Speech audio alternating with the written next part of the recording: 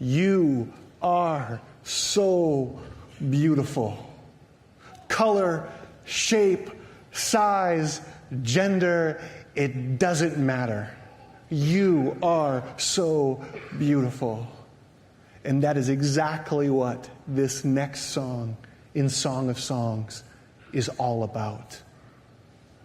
Beauty.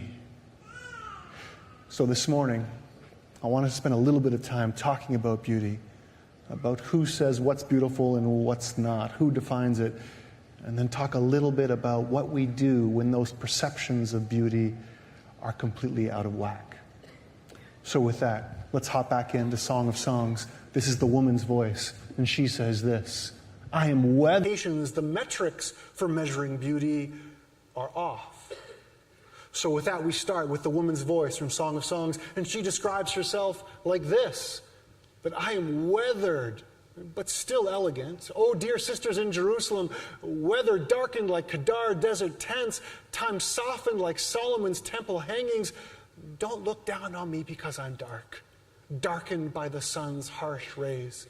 My mother's sons ridiculed me and sent me to work in the fields. They made me care for the face of the earth, but I had no time to care for my own face. I'm just a wildflower, picked from the plains of Sharon, a lotus blossom from the valley pools. These are some loaded statements from this woman.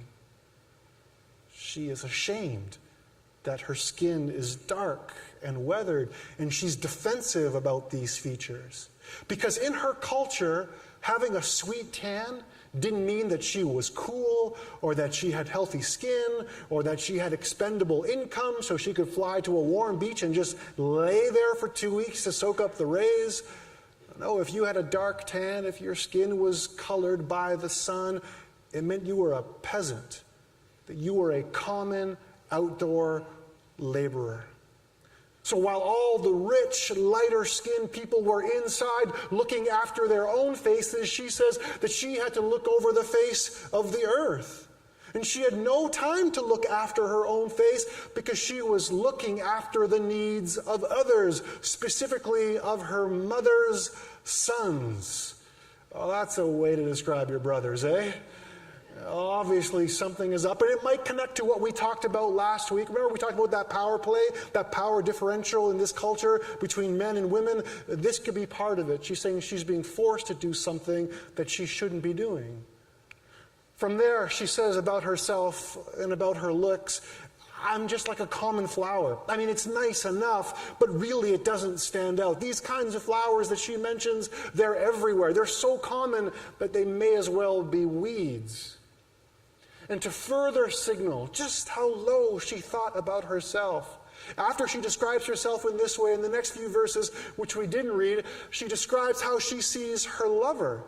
And she describes him as this big, strong, fruit-bearing tree in the middle of the forest, that he is so special, he is so unique, he is a rarity. So even there, you can begin to see a little bit of a discrepancy, a little bit of a difference in how she sees herself and how she sees him. So as we unpack this part of Song of Songs that talks about beauty, we're confronted with comparisons and how we see ourselves and how that affects our self-worth. Now, it doesn't seem like a lot has changed over the last few thousand years, because in the world that we live in, beauty is either being assaulted, or it's being worshipped, or it's being obsessed over, and usually only in certain forms. And maybe part of that has to do with how we have been conditioned to see ourselves. Sort of like this. Watch.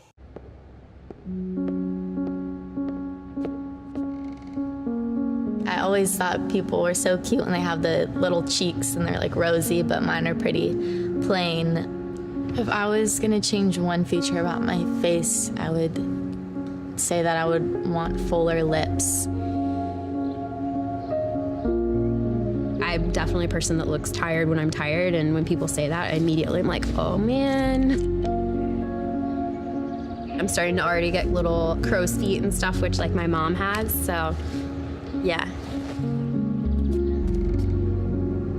I'm a forensic artist. I was trained at the FBI Academy in 1993 in composite art. Worked for the San Jose Police Department as the police artist from 1995 to 2011. We didn't really know what we were doing, so that was nerve-wracking for everyone. I showed up to a place I had never been and walked into this big warehouse, and at the very end, there was a guy with his back to me with a drafting board. I had a curtain separating me so that I don't see him. We'll begin. First of all, tell me about your hair. Brown, long, I guess a little bit past my shoulders. Your jaw. My mom told me I had a big jaw. Yeah, they're brown eyebrows, dark brown eyebrows. Okay. I didn't know what he was doing, but then I could tell after several questions that he was drawing me. Tell me about your chin. I guess I haven't really compared it to anyone else's chin, but especially when like I smile, I just feel like it kind of protrudes a little bit. What would be your most prominent feature? I kind of have a fat, rounder face. The older I've gotten, the more freckles I've gotten. You sort of realize, oh man, now I have to talk about myself and think about my looks. I'm 40, so I'm starting to get a little bit of the crow's feet thing going on. Once I get a sketch, I say thank you very much, and then they leave. I don't see them.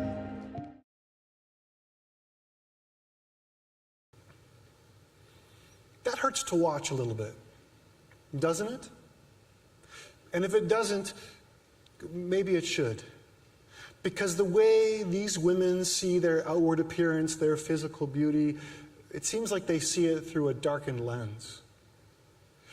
And then we have cosmetics companies and industries who have seized this opportunity and who have said, wow, if people are really feeling this kind of a way, we can make bank on this.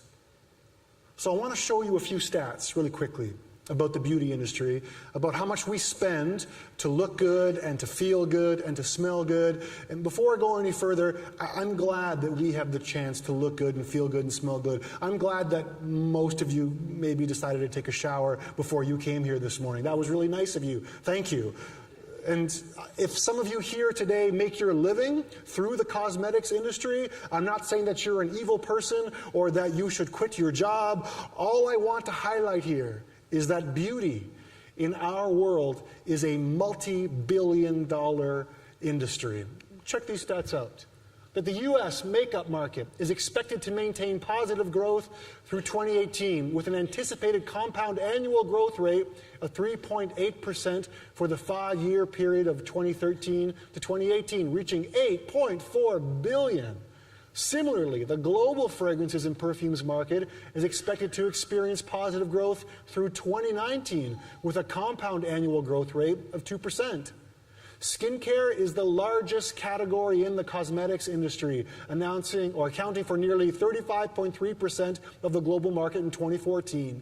And the products in the global skincare segment create a $121 billion industry. Hair care products represent a large segment of the beauty market too, with sales reaching $11.6 billion in the U.S. in 2014. Now, if you thought that Canada was exempt from stats like this, well, we're not. This is more us. In Canada, there were more than 2,800 cosmetics, beauty supplies, and perfume stores in 2014, with specialist retailers accounting for 34.1% of the makeup market that year.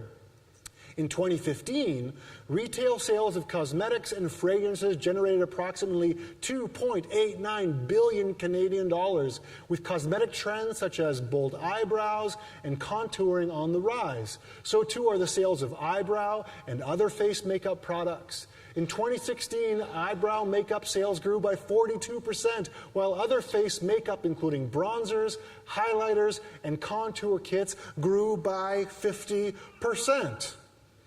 Now, I know that not all of us have been blessed with such caterpillar eyebrows, but I know I can see the world is finally picking up on the trend and what's cool. But seriously, when we read stats like this, it's cause for discussion. about what beauty really is, about the patterns that you and I adopt, about how we might idolize and analyze beauty, instead of just appreciating it in all its different shapes, colors, sizes, and forms. So maybe the big question for us here this morning is this: how do you see you? When you look in the mirror, what do you see? How do you feel about what you look like? How do you feel about how you are put together? And then take it the next step and say, well, what has formed those perceptions? Is it because somebody said something about you once upon a time? Is it because some sort of seed was planted in your mind? Is it because some set of expectations has played out before you? And then what sort of effect have those expectations, have those seeds, have those words played a part in how you see yourself? If you see yourself negatively, if there is a dark part of that, then maybe something is broken. And yeah, maybe modern advertising or the media has played a part in it, but really it's only inflamed what's already there, because most, if not all of us, have felt these things. We can trace it back now, even as far back as Song of Songs, where this woman thousands of years ago is worried about her skin. And if we were really honest, we could probably track it back farther than that. And I think that maybe it has to do with how you and I embrace being fully human. And I'll explain that in a moment. But I want to go back to maybe the first time we talk about image and beauty and people. Let's just go back to the garden for a second, can we? Here from Genesis 2, God said, "It's not good for the man to be alone, and I'll make him a helper, a companion." And God put the man into a deep sleep. As he slept, he removed one of his ribs and replaced it with flesh. And God then used the rib that he had taken from the man to make woman and presented her to man. And the man said, "Finally, bone of my bone, flesh of my flesh, name her woman, for she was made from man. And therefore a man leaves his father and mother and embraces his wife, and they become one flesh. And the two of them, the man and his wife, were naked, and they felt no shame." That's my favorite line. They were naked, but they were unashamed. They were vulnerable, but they were safe. And there was a oneness, there was a mutuality, there was a togetherness of you belong to me and I belong to you. And because we're safe and secure in that, that frees us up for laughing, for crying, for dancing, for thinking, for nurturing, for reacting, for doubting, for wondering, for meditating, for exploring, for feeling, for talking, for sharing, for Googling. We can do all those things when we are just free to be who we are. So in this sense, to be fully human is to enjoy who we are, to enjoy one another, to enjoy all that God has provided and made available to us. Now, quick time out here. Because as we look at Genesis, we say, well, Adam and Eve are kind of sort of married in the way that we would understand marriage. But then if we fast forward to Song of Songs, well, then it gets a little bit hazy. Like, I'm not sure these two lovers are hitched. And my clue is that she's part of Solomon's harem, like we talked about last week. So then what does that mean? Does that mean that we can only experience our total fullness if we're in a significant relationship with somebody else? And what do the scriptures say, or what do passages like this say to those of us in the room who are single? Well, I think we need to separate right off the bat what's true and what's maybe false about our record, our thinking around singleness. Sometimes we've been taught or grown to believe that you are not fully complete until you meet who? Your better half, your other half, and that somebody else is going to make you whole, and that person is going to make you complete. It's going to make you the person that you were always meant to be.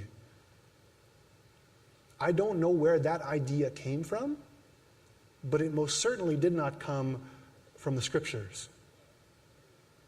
Because the only person that makes you whole and complete is Jesus. And for those of us who are single, the goal of human life isn't to get married. And when we look at the different kinds of relationships that we have, whether married or single, we can maybe break that down into callings. That some of us have different callings to look after relationships in one another in different ways. And the be-all and end-all or the climax isn't to be married. You can be fully human whether you are single or whether you have a partner. Whether you are single or have a partner, you can fully enjoy yourself and others and all God has provided in varying degrees depending on your calling and the types of relationships that you are in. And if we were to take that one farther step back and look at it, we could say, well, isn't that really part of our main job as humans, as we look after the earth and look after ourselves and look after one another? It is. And the beautiful part is that it doesn't have to look one way. It can come in different shapes and sizes and forms. However, the challenge for you and me is this, is that when sin enters that picture, it distorts it. It changes everything, both now and back then. Look what happens after humanity stumbles in the garden. It says this, that the man, known as Adam, named his wife Eve because she was the mother of all the living. Wait, what? Wait a second. So after the wheels fall off humanity, after this cosmic tragedy of the fall, the woman gets a name change? And who asked the man to do that anyways? She goes from being woman to Eve. And what does Eve mean? Eve means mother. So now we've gone from you are known because you are a part of me to you are known because of your function, because of what you can produce. And that primal struggle, the one that we first noticed in the garden, confronts us still today. It's that temptation for you and I to reduce humanity and trade it in for something else. And it reminds me of a documentary I saw once comparing North Americans to Europeans, and one of the parts was how we introduce ourselves to new people. In Europe, I understand, when you introduce yourself to someone new, one of the very first questions you ask is, well, what do you like to do? What do you do for fun? What do you enjoy? What are your hobbies? Where have you been? But here in North America, when you meet somebody new, what's one of the first questions you usually ask them? What do you do for a living? What's your function? What do you produce? Try it next time you meet somebody new. Try to stop yourself from asking that question. Notice it. It's right there. So then for you and I this morning, whether you're a man or a woman, it's the same thing here. You are more than your function. You are more than what you can produce. And what we need to recognize is that sin, in its many forms, over thousands of years, has tried to reduce us, to reduce you and I just merely to our function, to the point that we question our worth and question the one who establishes our worth. And we often hear it in other language, right? What makes a man a man? What makes a woman a woman? I grew up hearing that what makes really a man is, do you shoot? Do you fish? Do you drive a truck? Are you a good athlete? Are you rugged? Are you huge? Because that's what makes a man. Well, I guess it makes some of them, but not for all of us. And that's okay. What makes a good woman? Do you have to be beautiful? Like your hair flowing and your eyes sparkling and your teeth totally in place? Do you got to be really pleasant and kind and courteous? Do you have to be really good in the kitchen? Is that what really makes a good woman? Or take it a step further from there. When you think about yourself and think about the expectations that are placed on you, what sort of words or internal dialogue do you have when you talk to yourself? Is it good? Is it healthy? Is it beautiful? Because when you talk to yourself about yourself in that way, you can trace that back all the way to the garden where God says that you're very good. But when you mess up, do things wrong, is that language about yourself, talking to yourself, that internal voice saying poisonous, toxic, acidic things? Because if that happens, you can trace that back and you can say, that's not from God. That comes from something else. And I'm the worst at this. When I mess up, the words I say to myself, sometimes out loud, are words that I would never say out loud to another human being. Joe, you're so dumb. Oh, you're such an idiot. You're so stupid. Oh, I can't believe you did that same thing again. Have you ever stopped and listened to the way that you talk to yourself? And if you have you traced those words and those feelings back? Where do they come from? Are they God's? Or do they come from somewhere else? You see, back to our story in Song of Songs, the male lover has just heard what his female counterpart has said. He's taken in all these words of how little and how lowly she thinks of herself. He hears all of that, and then he responds like this.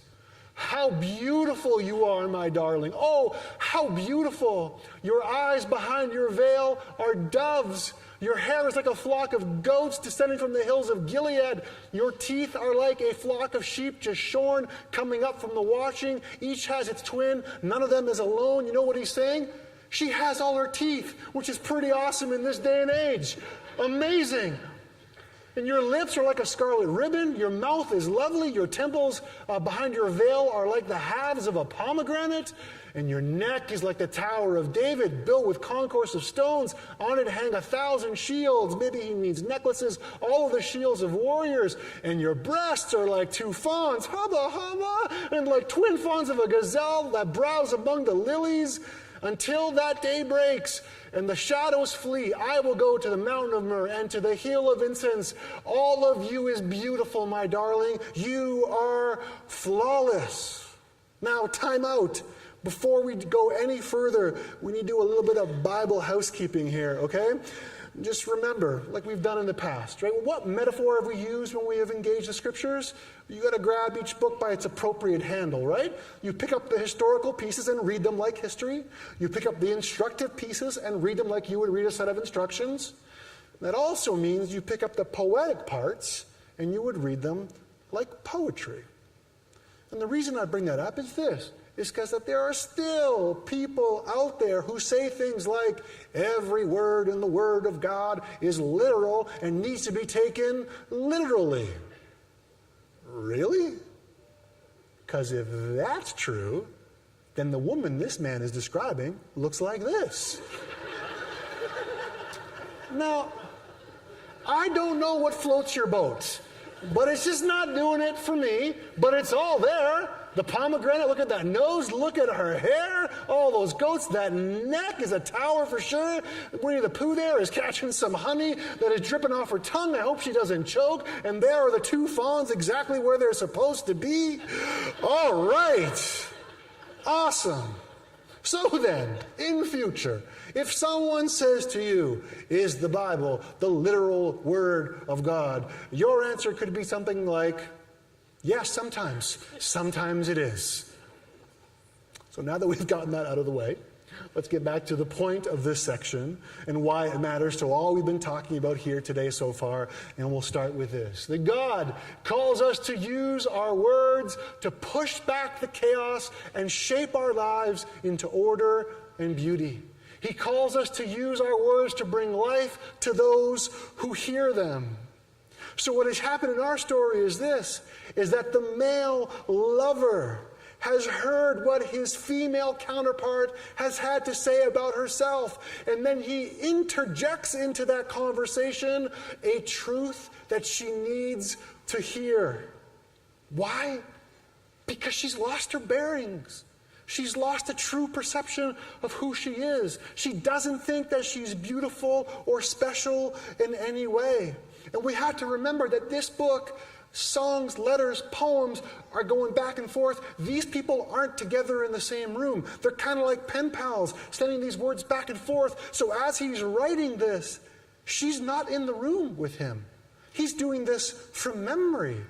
And it's like no matter where he looks, he sees her. He smells her. He remembers where they have spent time together. So then he pulls all his feelings together, explaining what he actually sees, what he sees in her. And he offers her affirmation. He offers her respect. And maybe best of all, he offers her words of healing. A reminder that she is both beautiful and beloved. And by no means is she defined by her function or what she can produce. And in no way is her beauty defined by the expectations set by somebody else. And by verse 7, as we just read, he abandons his whole list and then just says, you know what? It's actually all of you. All of you is flawless. Flawless in his sight. Because he wants her to see what he sees. And in the same way, maybe you and I need that same kind of reminder today. I still didn't know.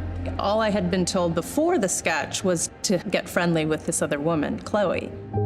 Today I'm going to ask you some questions about a person you met earlier, and I'm going to ask you some general questions about their face. She was thin, so you could see her cheekbones. And her chin was a nice, thin chin. The women were really critical about moles or scars or things like that, and yet they were describing just a normal, beautiful person. She had nice eyes. They lit up when she spoke and were very expressive. The length of the nose, what is that like? Short. Short. Yeah, cute nose. Her face was fairly thin. She had blue eyes, very nice blue eyes. Okay.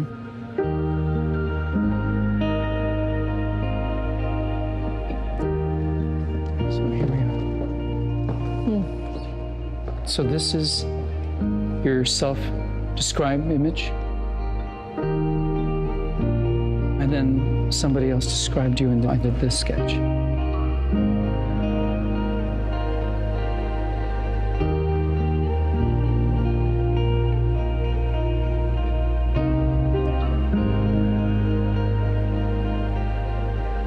I have this whole thing about having dark circles and crow's feet around my eyes, and that was not part of the sketch at all that The Stranger did.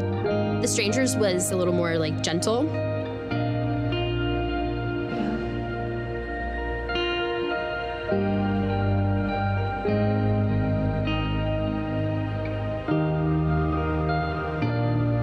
That's pretty different. Which is very strange.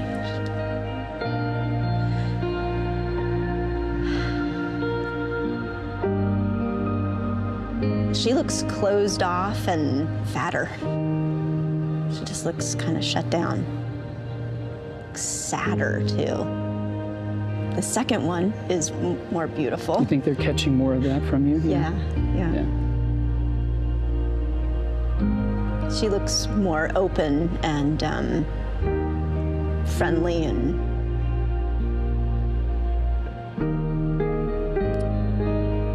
happy. I've come a long way in how I see myself, but I think I still have some way to go. Mm-hmm.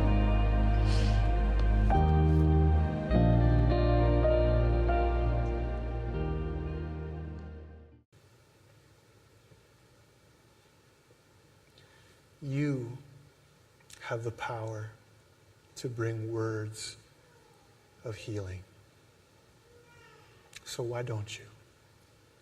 Whether it's to your partner, someone you love, or someone that you recognize that just needs it. And maybe the part of the challenge that's here for us is also this, is to believe the truth about ourselves.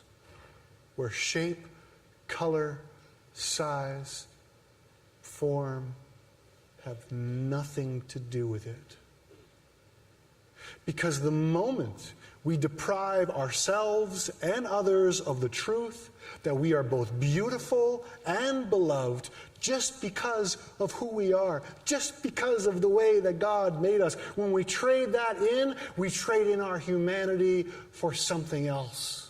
We give in to the poisonous expectations instead of the assurance that we can stand naked and shameless, vulnerable but safe, because God loves all of who we are. So with that, I'm going to invite my friends to come out. I'm going to invite you to stand with us. And my hope is this. My hope is that in the words that we have spoken today, the scriptures that have been read to you and the stories that have been told, that maybe in the middle of that somehow God's Spirit is also speaking something to you. Maybe He's whispering something that you need to hear. Maybe you're hanging on to it. Maybe you're trying to brush it off right now. But I'm going to ask you to do something in these next moments. Will you listen? Will you be open to what God might have to say to you? And as we sing songs of love and beauty, will you sing them as a statement, as a proclamation of what's true? Sing with us.